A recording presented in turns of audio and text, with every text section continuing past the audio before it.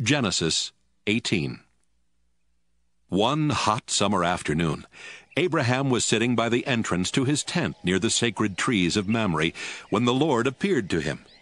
Abraham looked up and saw 3 men standing nearby. He quickly ran to meet them, bowed with his face to the ground, and said, "Please, come to my home where I can serve you. I'll have some water brought so you can wash your feet. Then you can rest under the tree.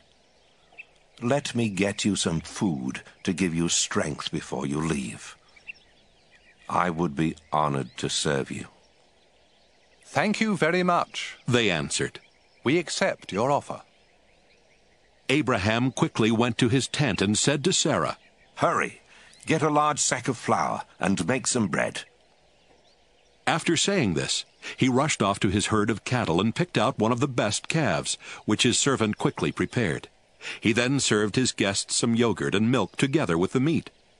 While they were eating, he stood near them under the trees, and they asked, "Where is your wife, Sarah?" "She's right there, in the tent," Abraham answered.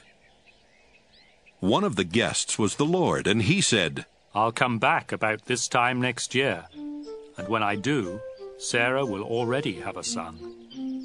Sarah was behind Abraham, listening at the entrance to the tent.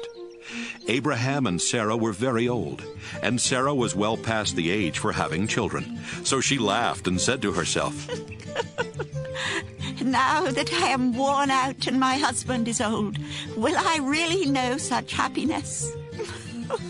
The Lord asked Abraham, "Why did Sarah laugh?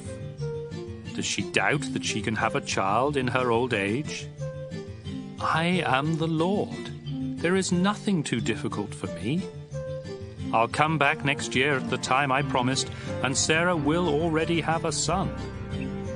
Sarah was so frightened that she lied and said, "I didn't laugh." "Yes, you did," he answered. When the 3 men got ready to leave, they looked down toward Sodom, and Abraham walked part of the way with them. The Lord said to himself, "I should tell Abraham what I am going to do, since his family will become a great and powerful nation that will be a blessing to all other nations on earth. I have chosen him to teach his family to obey me forever and to do what is right and fair. Then I will give Abraham many descendants, just as I promised." The Lord said, "Abraham, I have heard that the people of Sodom and Gomorrah are doing all kinds of evil things. Now I am going down to see for myself if those people really are that bad. If they aren't, I want to know about it." The men turned and started toward Sodom, but the Lord stayed with Abraham, who asked, "Lord, when you destroy the evil people, are you also going to destroy those who are good? Wouldn't you spare the city if there are only 50 good people in it? You surely wouldn't let them be killed when you destroy the evil ones. You are the judge of all the earth, and you do what is right."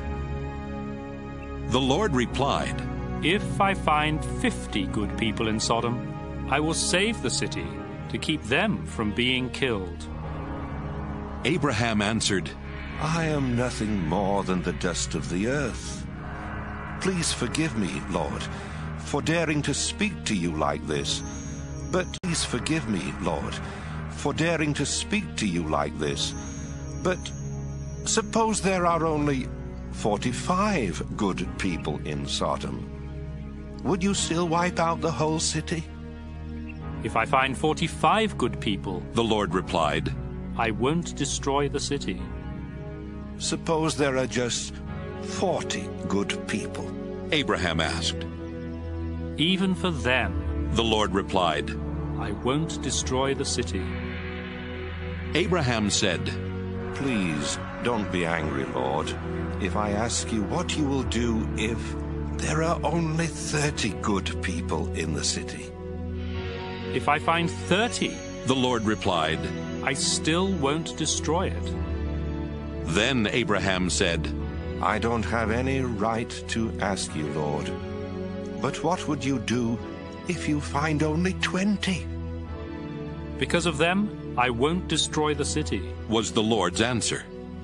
Finally, Abraham said, Please don't get angry, Lord, if I speak just once more. Suppose you find only 10 good people there. For the sake of 10 good people, the Lord told him. I still won't destroy the city. After speaking with Abraham, the Lord left, and Abraham went back home.